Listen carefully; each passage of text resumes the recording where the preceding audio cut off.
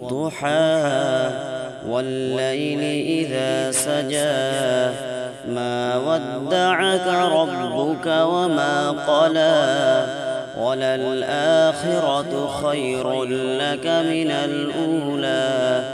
ولسوف يعطيك ربك فترضى ألم يجدك يتيما فآوى ووجدك ضالا فهدى ووجدك عائلا فأغنى